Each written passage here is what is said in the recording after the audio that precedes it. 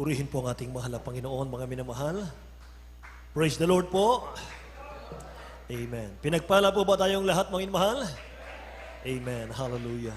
Salamat sa ating mahal na Panginoon, mga kapatid. Tayo dumalangin muna sa ating mahal na Panginoon. Samahan po ninyo kami mahal, idalangin niyo po niyo balingkod, mga kapatid ko. Tayo po gabayan.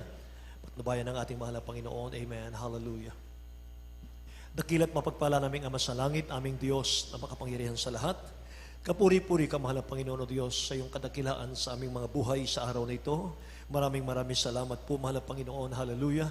Sa aming pong mga pagpapalang espiritual, na aming pong natamo, o Diyos, sa araw na ito, mahal na Panginoon, sa iyong masaganang pagkilos, sa aming kalagitnaan, o Diyos, hallelujah, maging sa iyong mga salita sa araw na ito. O Diyos, sa Pangunat panalangin ng beloved Honorable Pastor Will Estrada Almeida, dakilang Diyos, samahan mo po ako, mahal na Panginoon, sa ganang akin, wala akong magagawa ang banal. Minsan pa, o Diyos, alisin mo ang pag-aalinlangan sa iyong mga anak. Alisin mo, O Diyos, sa mga hadlang, dakilang Diyos, sa aming pakikinig ng iyong mga salita, mahal na Panginoon, O God. Paunawa mo sa amin ang mambanal, O Diyos, ang iyong mga palatuntunan. Dakilang Diyos, pagpalain mo kami. In the name of Jesus we pray. We bind the power of darkness, hindrances, unbelief, and doubt. Cast out in Jesus' name. Isang malakas na praise the Lord, mga mahal. Purihin ang ating mahal na Panginoon. God bless you po, mga kapatid. Maaari tayo makabalik sa ating mga upuan, mga minamahal. Praise God, hallelujah.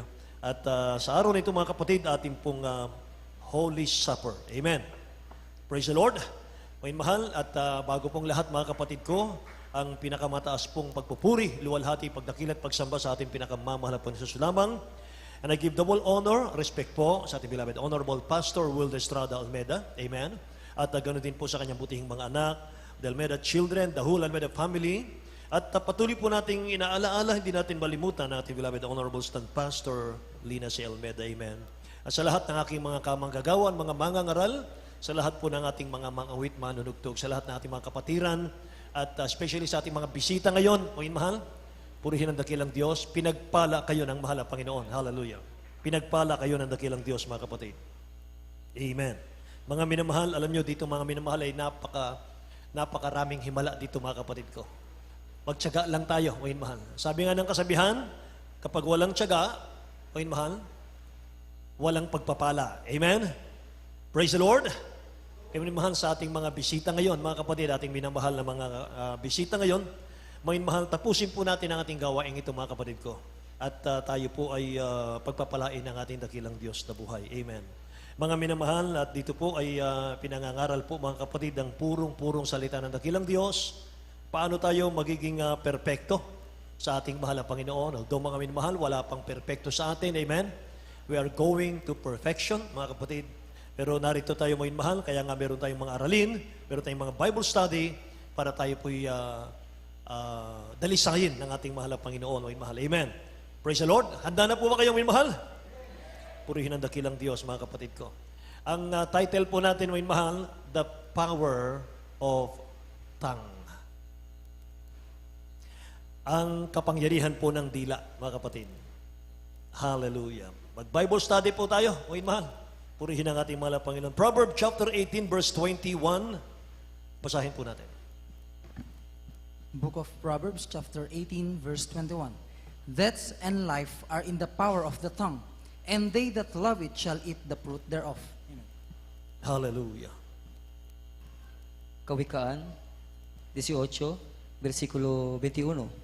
Kamatayan at buhay ay nasa kapangyarihan ng dila, at ang nagsisiibig sa kaniya ay magsisikain ng kaniyang bunga. Amen. Dakilang Diyos ang magpala ng kanyang salita, mga minamahal.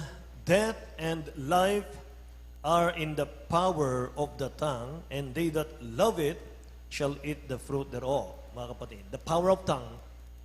Praise the Lord. Mga mahal, ang Genesis, mga kapatid, chapter 1, Word of God po ang gumawa ng mundo. Mga mahal, itong ating kinalalagyan ngayon, itong ating nakikitang langit, kalangitan, ang ating lupa na tinutungtungan, dagat, mga minamahal, buwan, araw, mga halaman, mga puno, mga hayop, mga kapatid. Dakilang Diyos ang kumuha niyan sa pamamagitan po ng kanyang salita. Mga minamahal. Sa kabutihan po ng ating nagmamahal na Diyos, binigyan tayo ng kapangyarihan, mga mahal, sa ating mga dila. Para tayo po ay magtagumpay sa kaaway ng dakilang Diyos. Amen. Praise the Lord. Naalala ko mga mahal ang mga apostol, mga kapatid, sa Luke chapter 9 verse 1, Luke chapter 10 verse 19, mga kapatid ko, ang sabi ng Bible, mga minamahal, then he called his 12 disciples together and gave them power and authority over all devils and to cure diseases. Binigyan ng dakilang Diyos ng authority ang lahat ng mananampalataya, mga minamahal, laban po sa devil. Amen.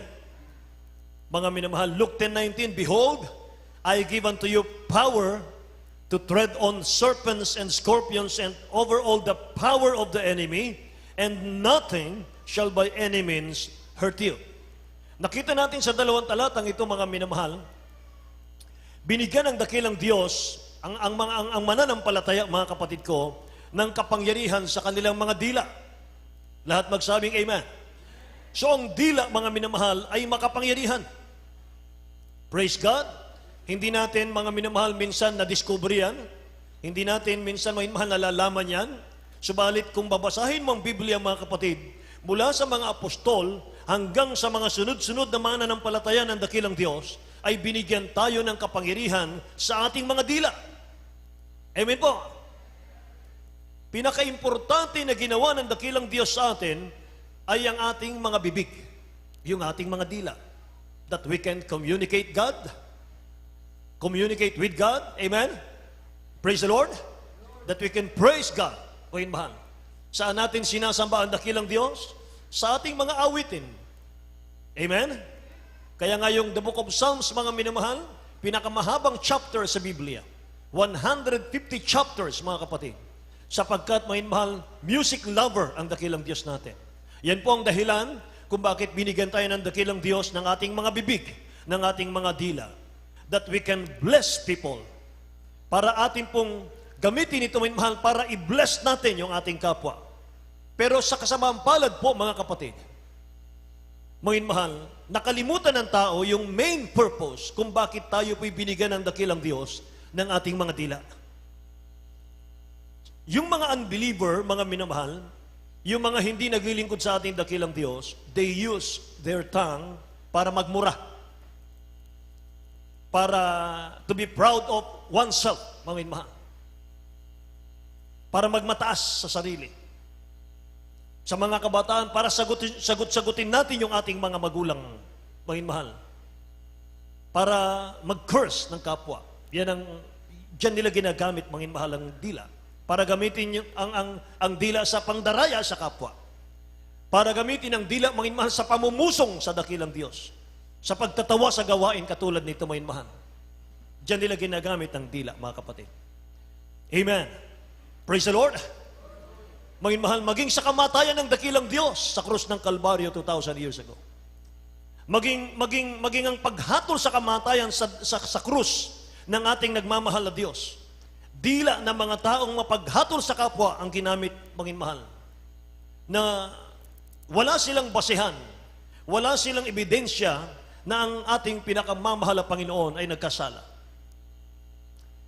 Mga mahal, ako magbabasa, mga kapatid, muna. Ano po? Matthew chapter 27, verse 20 to 23, mga kapatid. Ang sabi po rito, mabilis lang, mga mahal. Inudyukan ng mga pangulong saserdote at mga matatanda ng ang mga karamihan na hingin nila si Barabas at puksain si Jesus. Tatapot sumagot ang gobernador at sa kanila sinabi, alin sa dalawa ang ibig ninyong sa inyo'y aking pawalan? At sinabi nila, si Barabas. Sinabi sa kanila ni Pilato, ano ang gagawin kay Jesus na tinatawag na Kristo? Sinabi nilang lahat, mapako siya sa krus. At sinabi niya, bakit anong kasamaan ng kanyang ginawa? Datapot sila'y lalong nagagsigawan na nagsasabi, mapako siya sa krus. Matthew chapter 27 verse 31, at nang siya'y kanilang malibak, hindi lang pala, mga minamahal, sinisigaw-sigaw, mga kapatid ng mga taong yon, na ipako ang mahal na Panginoon sa krus. Yung kanilang dila, yung kanilang ginagamit.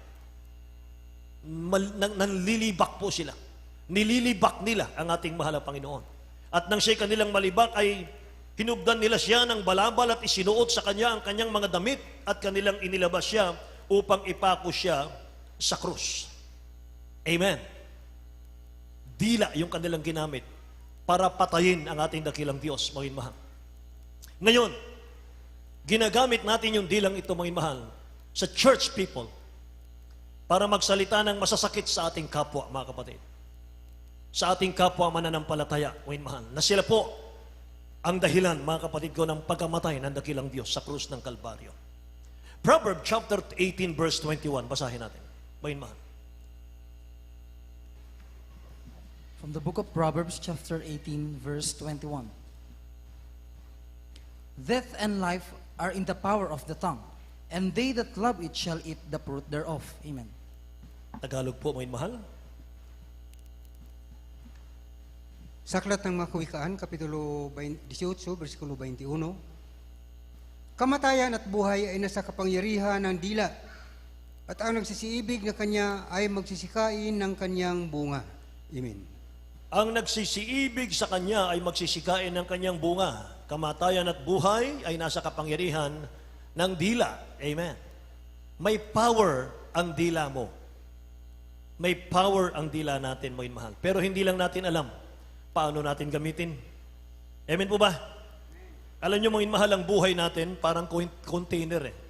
Para itong container. Kung ang laman ng container, mga minamahal, ay hatred, anger, happiness, saan po lumalabas yan? Hindi po lalabas yan sa mata, hindi po lalabas yan sa tenga, kundi sa bibig. Amen po ba? Sabi ng Bible, for out of the abundance of the heart, the mouth speaketh. Kung ano yung laman ng ating puso, mga mahal, yun ang lumalabas sa ating bibig. Sa kasaganaan ng puso, nagsasalita ang bibig. So ang pintuan po ng ating katawan ay ang ating mga dila. Lahat magsabing amen. At ang pintuan po na yan, mga minamahal, ay napakadelikadong pintuan yan, mga kapatid. Napakadelikadong pintuan yan. Pwede mong sirain ang buhay ng sino mang tao sa pamamagitan po ng dila. Kaya nga meron tayong batas ngayon, mga inmahal, yung mga naninira ng kapwa, mga kapatid, sa ating batas. Meron na po yan. Pwede na tayong mabilanggo diyan, mga minamahal. Kaya gamitin po natin yung ating mga dila wisely. Say amen? Wisely. May katalinuhan. Dahil dito nakasalalay, mga mahal, ang buhay natin, mga kapatid ko. Ang dila natin ay bukas na pinto daw ng ating buhay, ng ating katawan. Kaya dapat pakaingatan natin ang bibig or ang dila natin. Nakita ba natin, may mahal, ang mga news, ang mga balita ngayon sa mga digmaan, sa mga giyera, sa mga bansa, mga mahal, natin na mabalitaan? Yung war, mga minamahal, isa po sa sign na malapit nang dumating ang ating dakilang Diyos para tayo po'y kunin. Say amen? Nakikita natin, mga mahal, sa mga bansa, yung sila'y nagdidigmaan na ngayon, mga mahal. So saan ang gagaling at ano po ang pinagmulan ng digmaan sa mga bansa? Alam po ba ninyo yun? Saan ang gagaling yung bakit nagkaroon ng digmaan sa mga bansa? Sa dila. Sa dila ng bawat pinuno ng mga bansa. Naghahamunan sila. At kung hindi sila titigil sa hamunan, mga mahal, sisiklab po ang World War III. Pangdaigdigan, mga minamahal, na digmaan na yan. At ang sandata dyan, mga mahal, mga missiles na. Mga nuclear weapon, mga mahal. Chemical weapon, mga kapatid. Kaya napakadelikado, mga mahal, ng dila. Lahat po ng giyera na nangyayari po ngayon, mga mahal, sa iba't ibang mga bansa, dahil po sa salita lang yan, mga kapatid. Nakikinig po ba kayo? At dahil sa kanilang mga dila, mga mahal, hindi sila nagpigil sa kanilang mga emosyon. Kaya sumisiklab po ang mga digmaan, mga mahal, sa mga leaders ng bawat bansa, mga kapatid. At alam niyo po ba, mga minamahal ko, na mayroon din tayong dapat paghandaan at bantayan, mga mahal, sa loob ng church? Ano yun? Yung word war sa loob ng church. Word, W-O-R-D, word war. Sa mga bansa, mga mahal, world, W-O-R-L-D.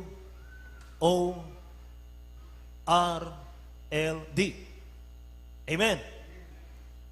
Sa church, meron din pala, world war. mga minamahal, sa mga salita sa loob ng church. At ang sandata ngayon, mga minamahal, ay yung mga text messages, yung mga Facebook, social media. Amen? Nandyan pa po ba kayo? Kaya meron tayong batas, mga minamahal, na freedom of speech. Sabi ron, malaya tayong magsalita, mga minamahal. Pero, hindi naman mali yung freedom of speech, mga kapatid ko. Kapag hindi lang natin nabantayan yung freedom of speech, mga minamahal, gagamitin ng diablo yung freedom of speech, mga kapatid ko, to curse someone. To hurt someone. Amen? And to destroy a wonderful relationship na binibigay ng dakilang Diyos sa atin, mga minamahal, para i-enjoy natin yung paglilingkod natin sa Diyos. Amen? Kaya bawat salita na bibigkasin, mga minamahal, dapat, mga kapatid, alamin po natin ito. May power yon, may kapangyarihan yon. Maging maingat tayo, anuman ang mga sinasalita natin. Ang dila po ay mapanganib. Mapanganib po yan. Pwedeng makasira ng buhay, makapagdala ng kaluluwa sa impyerno yan. Amen po. Baka pagkatapos itong ating gawain, mga minamahal, ng ating aralin, mga kapatid, baka puro na lang tayo tahimik mamaya. Amen. Praise the Lord. Alam nyo, binigay ng dakilang Diyos ang dila natin para magluwalhati sa Kanya. Amen? Kaya nga pinagpala ang mga marami ditong mga awit. Ang gaganda ng kanilang mga boses, o mahal. Amen? Dahil kaloob ng Diyos yan, hindi galing sa atin yan. Amen ba? Dahil ginagamit natin ang mga dila natin for the glory of God, mga kapatid. Amen? Para lang sa kanyang kaluwalhatian. Hindi para man lait ng kapwa. Hindi para man loko ng kapwa, hindi para magsinungaling. Amen ba? Kahit sa pagkanta ng mga worldly songs, mga mahal, huwag natin gamitin yung ating mga dila. Hindi na natin ginagamit, mga mahal, ang ating mga bibig, ang ating mga dila. Mga Kristiyano, tagapagmana tayo ng buhay na walang hanggan. Dapat lahat praising song. Amen po ba? Proverbs chapter 13 verse 3, mga mahal, basahin natin. Book of Proverbs chapter 13 verse 3. He that keep his mouth keepeth his life, but he that openeth wide his lips shall have destruction. Amen. Amen. Praise God. Kawikaan, Kapitulo 13, talata po ay 3. Siyang nag-iingat ng kaniyang bibig, nag-iingat ng kaniyang buhay, ngunit siyang nagbubukang maluwang ng kaniyang mga labi ay magkakaroon ng kapahamakan. Amen. Siyang nagbubuka ng kanyang bibig, mga mahal, na walang preno, walang pakundangan sa salita, mga kapatid. Ano sabi ng dulo, mga mahal? Kamatayan ba yon, mga kapatid? He that keepeth his mouth keepeth his life, but he that openeth wide his lips shall have destruction. Kapahamakan daw, mga mahal.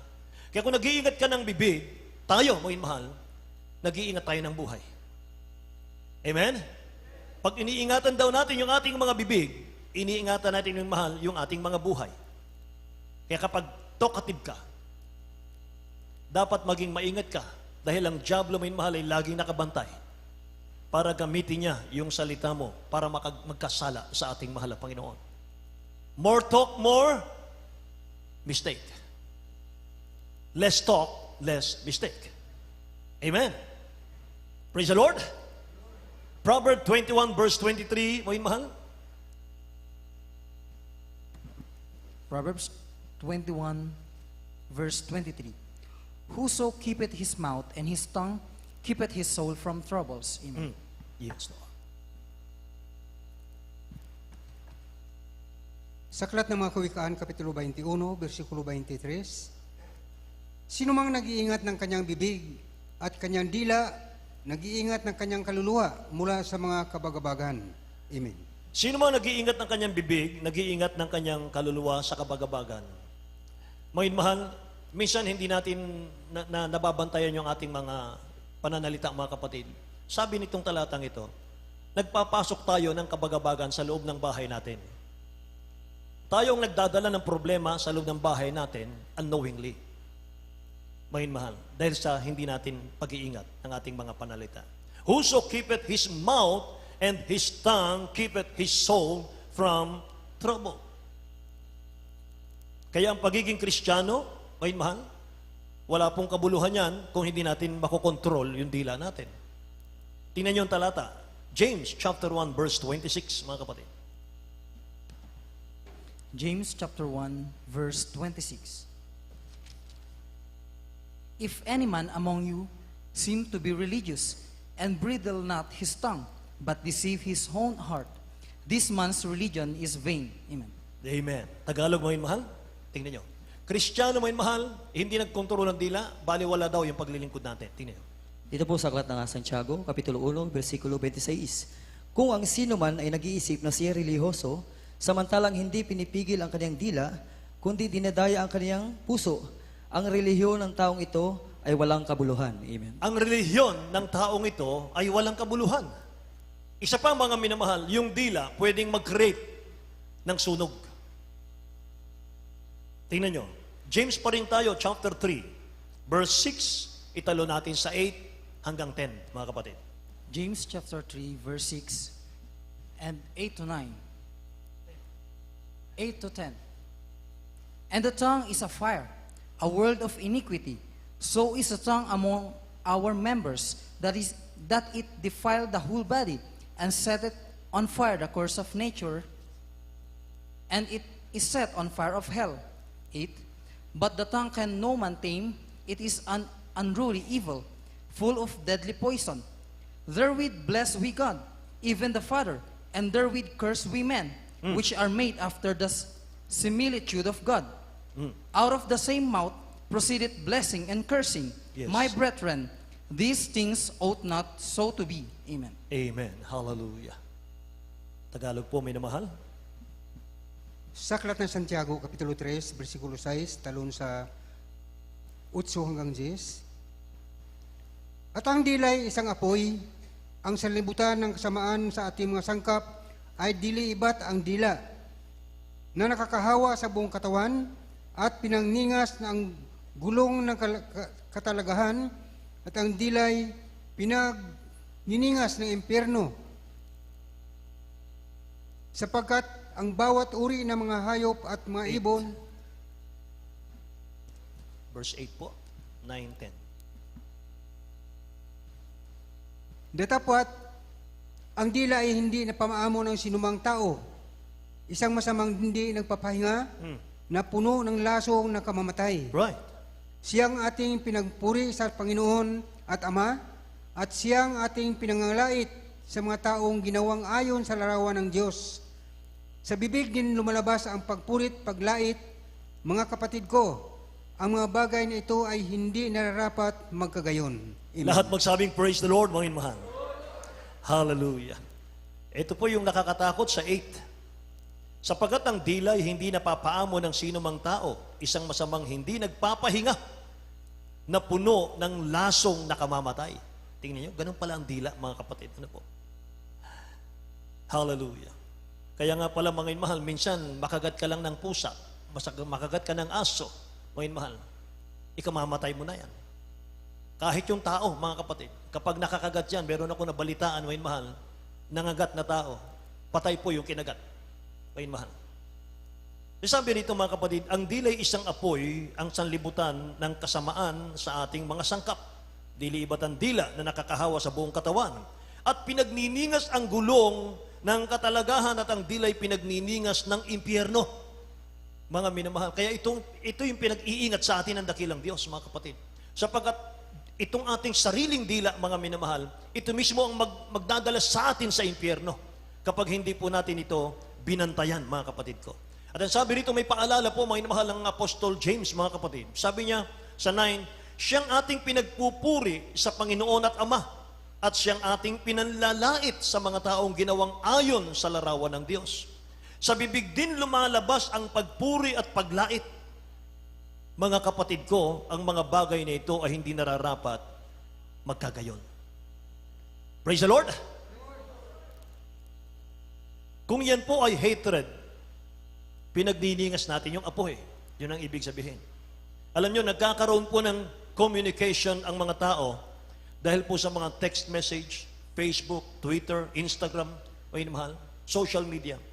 Kaya mag-ingat po tayo kung ano po yung ating pinopost, mga kapatid, sa ating pong social media, mga mahal. Sabi nga, mga mahal, think first before you click. Amen. Praise the Lord. Gamitin po natin yung social media para sa kaluwalhatian lamang ng ating mahal na Panginoon. Hindi para lumikha ng digmaan, mga minamahal, sa salita, sa loob ng church. Amen po? Pwede ba nating palakpakan ng mahal na Panginoon? Kung gaano kayo kasigla sa pakikinig ng salita ng Diyos, malalaman natin yan sa tunog ng palakpak ninyo para sa mahal na Panginoon. God bless you po, mga inmahan. God bless you po, mga kapatid ko. Purihin ang dakilang Diyos. Patuloy, mga inmahan. Ang dila po ay lumilikhaya ng division sa church, mga kapatid. Lumilikha ng division sa church. Pero kapag tayong pinagmulan ng division sa church, tingnan natin ang talata. 1 Corinthians chapter 3, verse 17. First Epistle of Paul to the Corinthians, chapter 3, verse 17. If any man defile the temple of God, him shall God destroy. For the temple of God is holy, which temple ye are. Amen. Amen. Tagalog, beloved. Ito po sa aklat ng unang Korinto 3, versikulo 17. Kung gibain man ang sino man ang templo ng Diyos, siya ay igigiba ng Diyos. Sapagkat ang templo ng Diyos ay banal, at ang templong ito ay ikayo. Amen. Amen. Praise the Lord. Kung sino man ang gigiba ng templo ng Diyos, igigiba siya ng Diyos. Kayo ang templo ng Diyos. Kayo'y banal na templo ng Diyos. Tayo. Amen ba? Praise the Lord. If any man defile the temple of God, him shall God destroy. Sisirain kita, sabi ng mahal na Panginoon. Wawasakin kita, sabi ng dakilang Diyos. Kapag sinisira mo ang templo, sabi ng mahal na Panginoon, wawasakin kita, sabi ng dakilang Diyos. The temple of God is holy. Which temple you are? Amen? So God is holy. And your word, you are determined your destiny. Yung destiny natin, mga mahal, nasa ating mga bibig yan. Hindi natin alam yon? Kung saan natin ginagamit yung mga bibig natin, doon ang destinasyon natin. Mga mahal. Amen. Delight thyself also in the Lord, sabi ng Bible, and He shall give thee the desire of your heart. Sabi ng Bible, God will give the desire of your heart. Kaya dapat iniibig natin yung pagkakaisa sa loob ng church.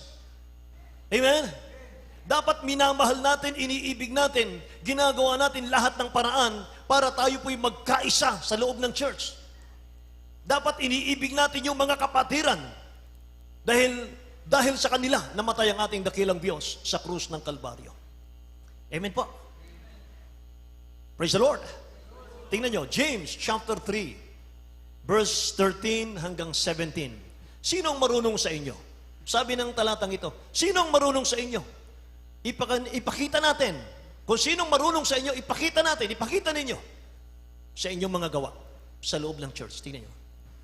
James chapter 3, verse 13 to 17. Who is a wise man and endued with knowledge among you? Let him show out of a good conversation his works with meekness of wisdom. But if ye have bitter envying and strife in your hearts, glory not, and lie not against the truth. This wisdom descended not from above, but is earthly, sensual, devilish. For where envying and strife is, there is confusion and every evil work. But the wisdom that is from above is pure, is first pure, then peaceable, gentle, and easy to be entreated, full of mercy and good fruits, Yes. without partiality and without hypocrisy. Amen. Hallelujah. Thank you, Jesus. Sa aklat ng Santiago, Kapitulo 3, bersikulo 13 hanggang 17. Sino ang marunong at matalino sa inyo? Ipakita niya sa pamagitan ng mabuting kabuhayan ang kanyang mga gawa sa kaamuan ng karunungan. Amen. Right. Ngunit kung kayo'y mayroong mapapait na panibugho at pagkampi-kampi sa inyong puso, ay huwag ninyong ipagmapuri at huwag magsinungaling laban sa katotohanan. Hindi ito ang karunungan bumababa mula sa itaas, kundi ang nauukol sa lupa, sa laman, sa dyablo. Amen. Right. Sapagkat kung saan mayroon ng paninibugo at pagkakampi-kampi, ay doon mayroong kaguluhan at lahat ng gawang masama. Ngunit ang karunungang buhat sa itaas ay una-unay malinis, saka mapayapa, banayad, madaling panaingan, puspos ng kawaan at ng mabubuting bunga, walang inaayunan, walang pagpapaimbabaw. Lahat magsabing praise the Lord, mga minamahal. So kaya, mga mahal, kung ang desire ng puso natin, mga mahal, malinis sa body of Christ, kung ang laman ng puso natin ay malinis, mga mahal, sa church, mga kapatid, yung malinis na hangarin, mga mahal, ng ating mga puso, mag-bounce yan sa iyong buhay. Mag-bounce yan sa iyong pamilya. Pagpapalain ka ng mahal na Panginoon. Amen. Kung marumi naman, sabi ng talatang nabasa natin, kung marumi naman, mga mahal ang puso, mga kapatid ko, malalaman natin sa lumalabas sa bibig natin. At kung ano yung sinasabi ng dila, mga mahal, yun ang nagbabounce sa buhay natin, sa pamilya natin. Kung ano yung itinatanim natin sa ating mga salita, mga minamahal, sa ating kapwa, magbabounce yan. Boomerang ang tawag doon. Nakakita ka ng boomerang? Yung pag tinapon mo, mga minamahal, babalik sa'yo. Amen? Isang kapirasong plastic lang yan, mga minamahal. Pag tinapon mo, mga kapatid, bumabalik sa'yo yan. Boomerang ang tawag doon.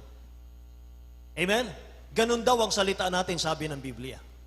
Kung ang ating mga pangungusap, mga minamahal, ay para sa ikaluluwalhati ng dakilang Diyos, mga kapatid.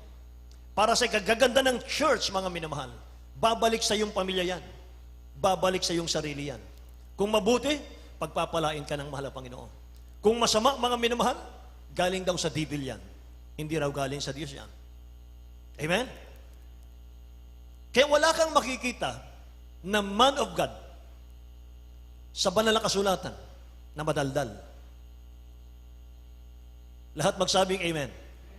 Wala kang makikitang man of God, propeta ng Diyos, na madaldal. Lahat ng propeta sa Old Testament, matipid sila sa kanilang salita.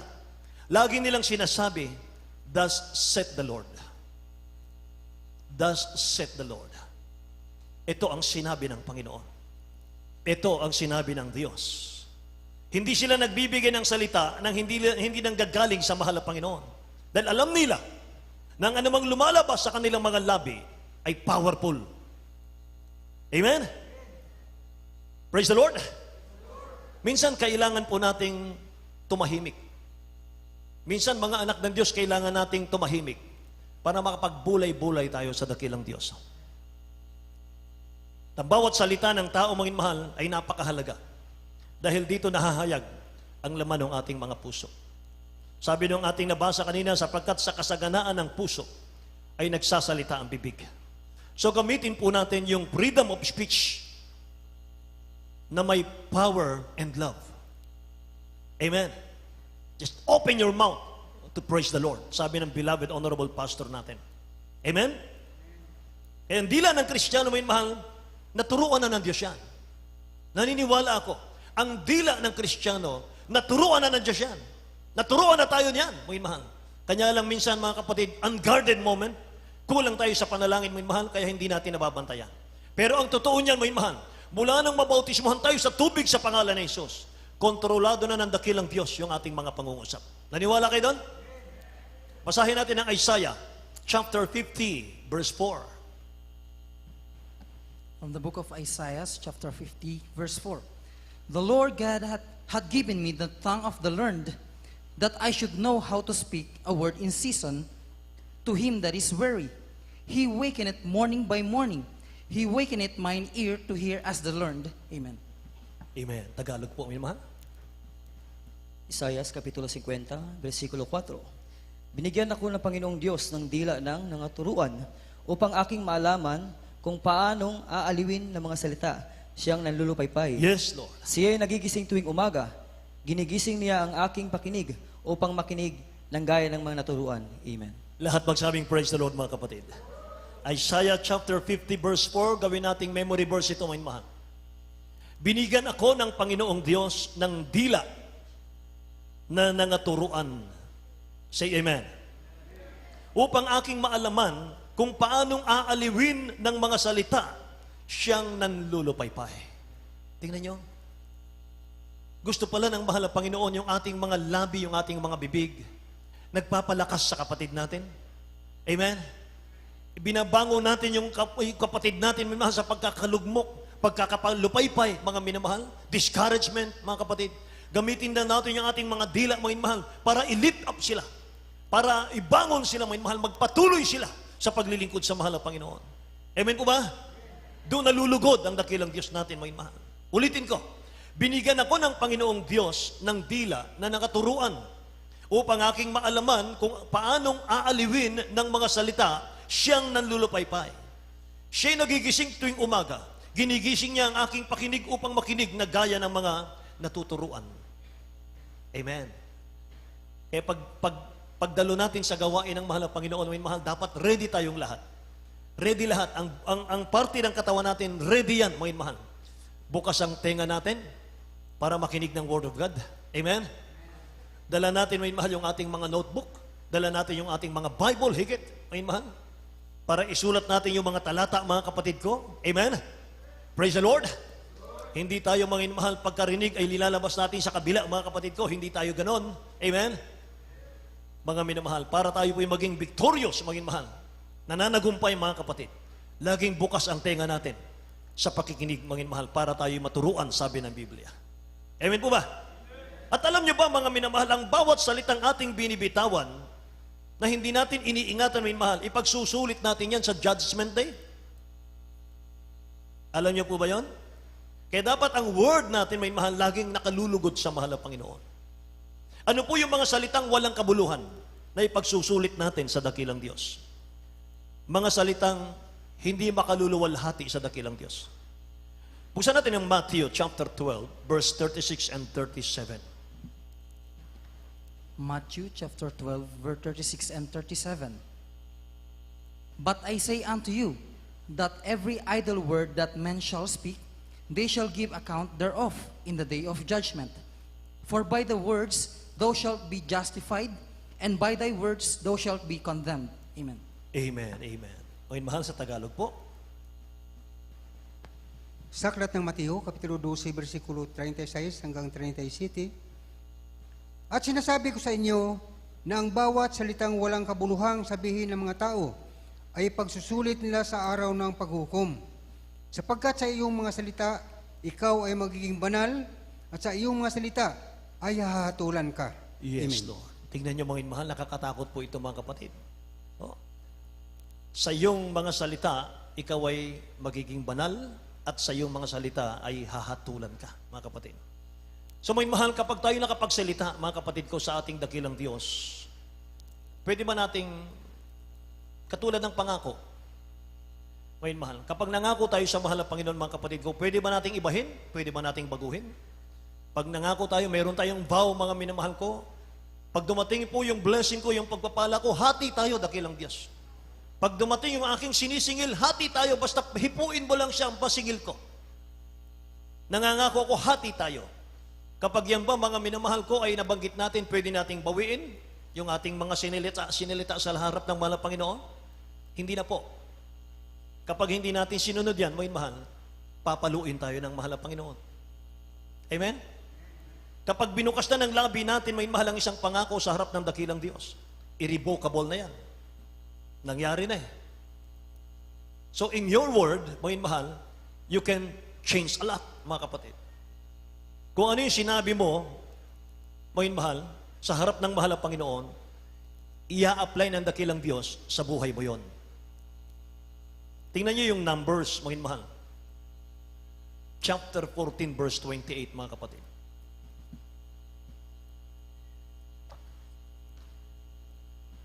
From the book of Numbers, chapter 14, verse 28. Say unto them, As truly as I live, said the Lord, as ye have spoken in mine ears, so will I do to you. Amen. Amen. Tingnan sa Tagalog. Maganda ito, mga mahal. Ito po sa Aklat ng mga Bilang, Kapitulo 14, versikulo 28. Sabihin mo sa kanila, ako'y buhay, sabi ng Panginoon. Tunay na kung paano sinalita ninyo sa akin, pakinig, ay gayon ang aking gagawin sa inyo. Amen. Lahat magsabing, praise the Lord, mga mahal. Nakikinig pala ang dakilang Diyos sa lahat ng ating mga sinasabi, araw-araw. Nasabi ng talatang ito, kung ano yung binanggit ninyo, kung ano yung sinabi ng inyong mga bibig, ng inyong mga dila, sa aking pakinig, yun ang gagawin ko sa inyo. Amen. Pag sinabi mong, pambihirang buhay to, parang impyerno, hanggang dyan ka na lang. Amen? Pag sinabi mong, mahal na Panginoon, ibalik mo na makalibong beses ang ulam naming tuyo ngayon. Hanggang tuyo ka na lang. Amen ba? Palakpakan nga po natin ang ating mahal na Panginoon, mga mahal. Hallelujah. Ang ganda ng salita ng Diyos. Lahat tayo tinuturuan ng salita ng Diyos. Amen? Kaya mga mahal, sa ating pagtatapos, mga kapatid ko, ng ating aralin sa araw na ito, dati kang galit na galit sa isang tao, tapos bigla mong papalitan ng pag-ibig, bangin mahal, ang damdamin mo sa kanya. Dahil sa mensaheng ito, you can win that soul. Amen? Nagtagumpay ka, mga mahal, naagaw mo ang kaluluwa niya, mga kapatid ko, sa impyerno. So kung gusto mo ng blessing na mula sa ating dakilang Diyos, you can bless people and God will bless you. Amen. Kung gusto mo ng pagpapala mula sa dakilang Diyos, i-bless mo yung kapatid mo. I-bless mo yung kasama mo. Sa mga maiinit ang dugo sa iyo naman, kung may mainit ang dugo sa iyo, show them your love. Kahit unbeliever yan, mga mahal, galit na galit sa iyo, na wala kang ginagawa, show them your love. Dahil kung ano yung gawin mo, yun ang gagawin ng Diyos sa iyo. Amen? Kasi mga minamahal, ikaw pupunta sa langit, sila hindi. Mahirap na bagay, mga mahal, yung sabihin mong God loves you, iniibig kita, kapatid. Kahit sampalin ka, mga mahal, sabihin mo sa kanya, yakapin mo pa siya, mga mahal. Sabihin mo sa kanya, I love you, brother. I love you, sis. Amen? Dahil tagalangit na tayo, palakpakan natin ang ating mahal na Panginoon, mga mahal. It is a reminder for all of us, mga mahal, because this is a matter of life and death. Itong ating topic. Alisin natin yung negative. Ibalik natin yung joy of salvation. Ibalik natin yung saya ng ating paglilingkod. Yung saya ng ating pagkakaisa. Yung pagmamahalan, mga mahal, sa loob ng church. Let us accept yung buhay na mayroon tayo right now. Amen? Praise the Lord! Nararamdaman ko ang presensya ng mahal na Panginoon. Hallelujah! Hallelujah!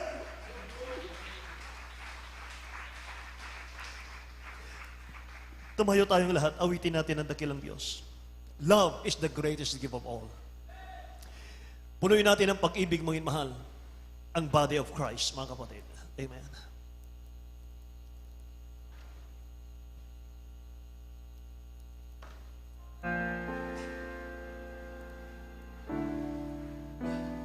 Pagkatapos ng ating Holy Supper, saka natin patanggapin yung ating mga baguhan, mga mahal.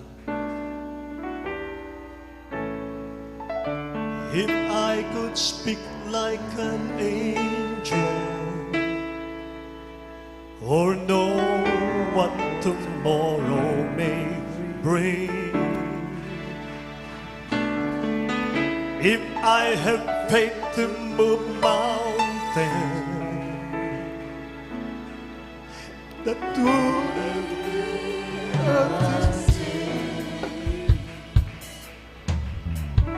If I had all the world's knowledge, but turn is cold. Without His love, I am nothing. Yes, God.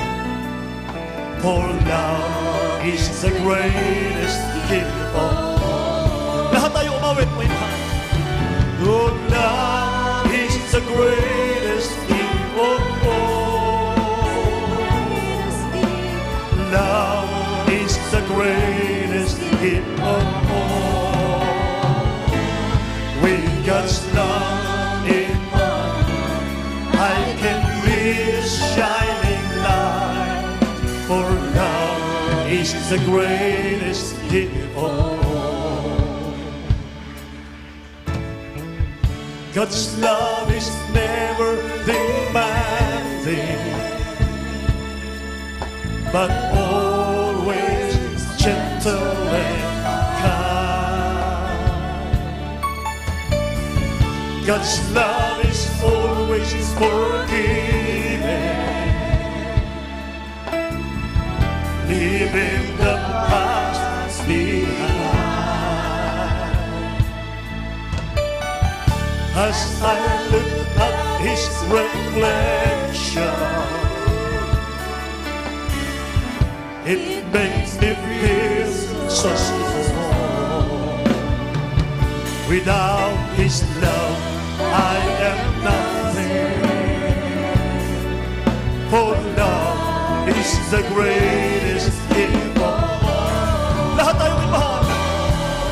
Oh, love is the greatest gift of all. Love is the greatest gift of all. With God's love in my heart, I can be a shining light. For love is the greatest gift of all. For love is the greatest gift of all. Love is the greatest gift of all. With God's love in my heart, I can be a shining light. For love is the greatest gift of all. Purihin ang Diyos. Ngayon mahal, bago natin awitin muli ang awiting ito, magandang awitin. Love is the greatest gift of all. Love is never demanding.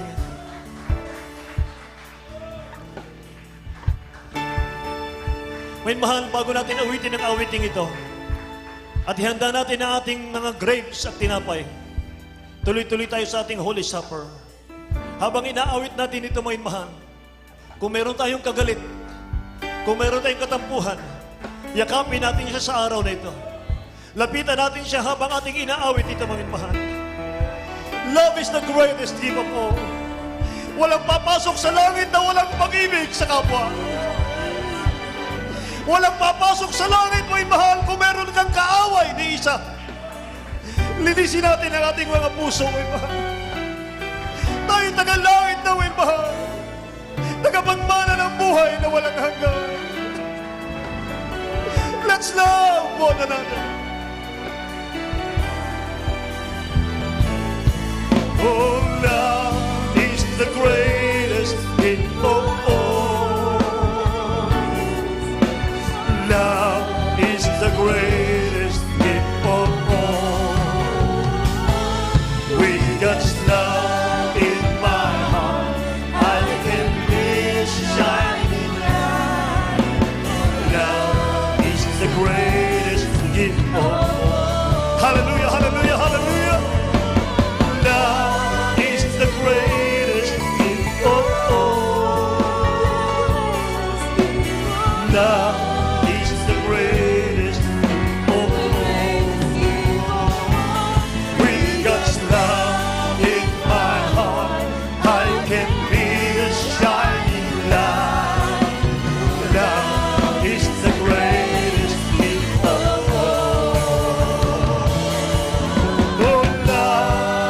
the greatest gift of all.